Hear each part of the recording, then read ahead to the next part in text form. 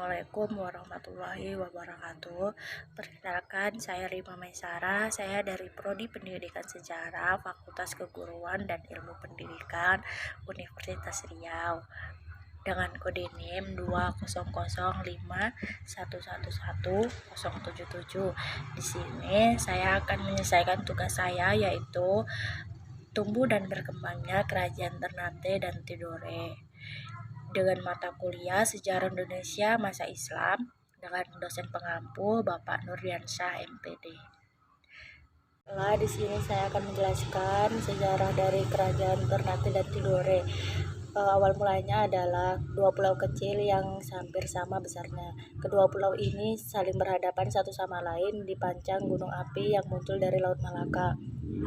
Dan Pulau Gapi yang sekarang dikenal dengan Ternate mulai ramai dari awal abad ke-13. Penduduk Ternate awal merupakan warga eksodus dari Halmahera. Kerajaan Gapi yang lebih dikenal dengan Kesultanan Ternate mengikuti nama ibu kotanya adalah salah satu dari 4 kerajaan Islam di Maluku dan merupakan salah satu kerajaan Islam tertua di Nusantara. Didirikan oleh Bab Masyur Malamu pada 1257, Kesultanan Ternate memiliki peran penting di kawasan Nusantara Timur pada abad ke-13 hingga abad ke-17. Kesultanan Ternate menikmati kegemilangannya di paruh abad ke-16 berkat perdagangan rempah-rempah dan kekuatan militernya. Di masa jaya, kekuasaannya membentang mencakup wilayah Maluku, Sulawesi Utara, Timur dan Timur Tengah, bagian selatan Kepulauan Filipina dan kejauhan Kepulauan Marshall di Pasifik. Masuknya Islam di Maluku erat kaitannya dengan kegiatan perdagangan pada abad ke-15. Para pedagang dan ulama dari Malaka, dari Jawa dan menyebarkan Islam ke sana. Dari sini muncul 4 kerajaan Islam, 4 kerajaan Maluku yang disebut Maluku Kiraha. Maluku keempat rajanya yaitu Kesultanan Ternate yang dipimpin oleh Sultan Zainal Abidin pada masa 1446-1500. Selanjutnya Kesultanan Tidore yang dipimpin oleh Kesultanan Mansur, Kesultanan Jailolo dan kesultanan yang berkuasa. Masyarakat Muslim di Maluku sudah menyebar kepada itu Maluku, Hakian dan Halmahera. Kerajaan Ternate dan Tidore yang terletak pada sebelah Halmahera Maluku Utara adalah kedua kerajaan yang memiliki peran yang menonjol dalam menanggapi kekuatan yang asing yang mencoba menghancurkan Maluku.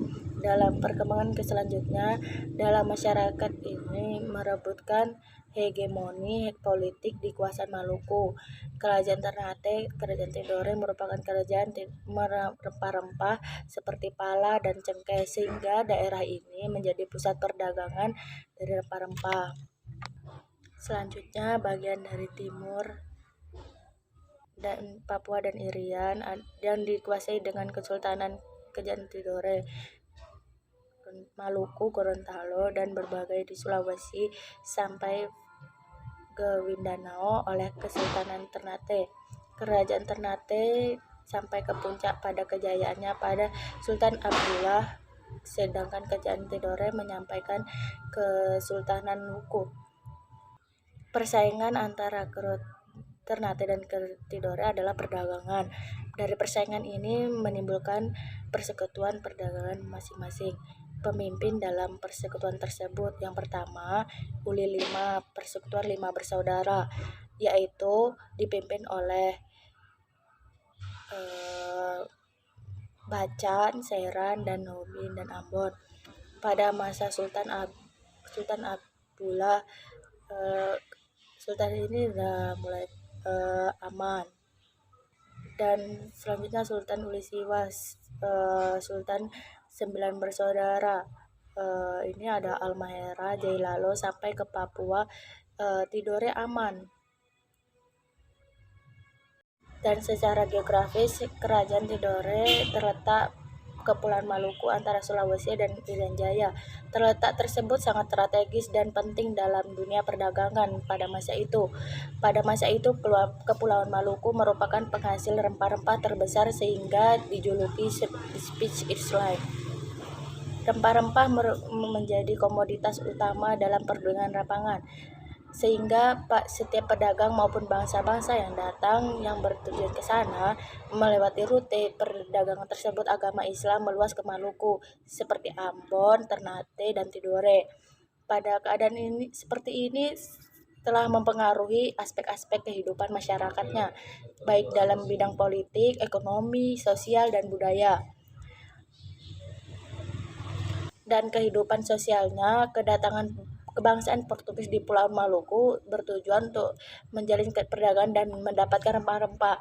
Bangsa Portugis juga ingin mengembangkan agama Katolik. 1534 Masehi, agama Katolik telah memiliki kebijakan yang dikuasai oleh Halmahera, Ternate, dan Ambon.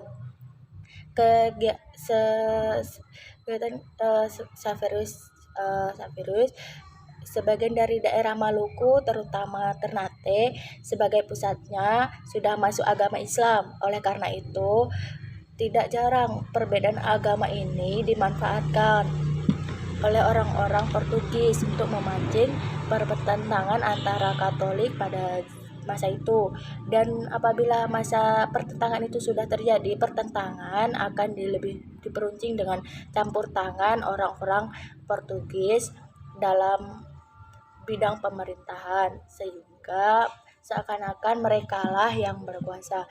Setelah masuknya Belanda ke Maluku, semua orang yang memeluk agama Katolik terus berganti ke agama Protestan.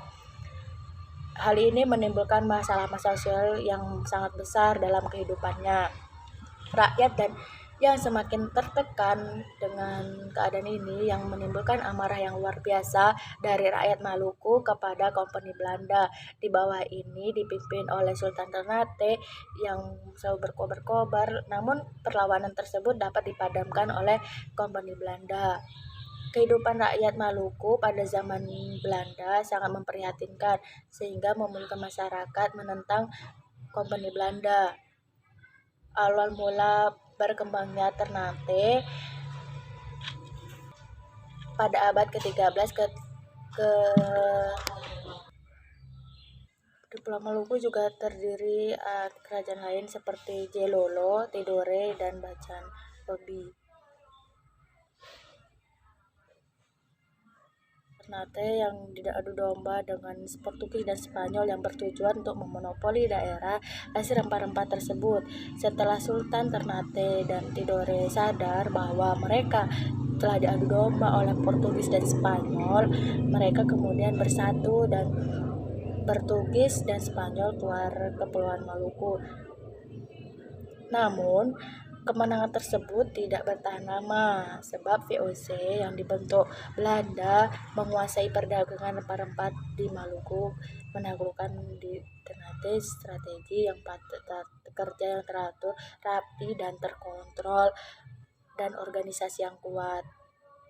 Selanjutnya, awal mulanya Kerajaan Tidore tidak terlalu seperti Ternate. Raja-raja Ternate dan Tidore yang pertama adalah Muhammad Nagal yang naik tahta pada tahun 1081 Masehi dan pada tahun 1481 Masehi. Agama Islam masuk ke Kerajaan Tidore dibawa oleh Sirilia. Kerajaan Tidore yang ke-9, Sirilia atau Sultan Jamaluddin yang masuk Islam berkat dakwah Syekh Mansur dari Arab. Raja-raja Tidore mencapai puncak kesultanan pada masa 1500 Masehi. Sultan Wuku dapat menyatukan Ternate dan Tidore untuk melawan Belanda yang dibantu oleh Inggris. Belanda kalah serta dari Tidore dan Ternate. Sementara itu Inggris tidak mendapat apa-apa kecuali perdagangan biasa. Sedang Wuku memang cerdik, berani, ulet, dan waspada. Sejak itu Tidore dan Ternate tidak diganggu baik Portugis dan Spanyol maupun Belanda, Inggris, sehingga kemakmuran rakyatnya semakin meningkat. Wilayah Tidore cukup luas: Pulau Serap, Halmahera, Pulau Raja Ampat, Kain, dan Papua.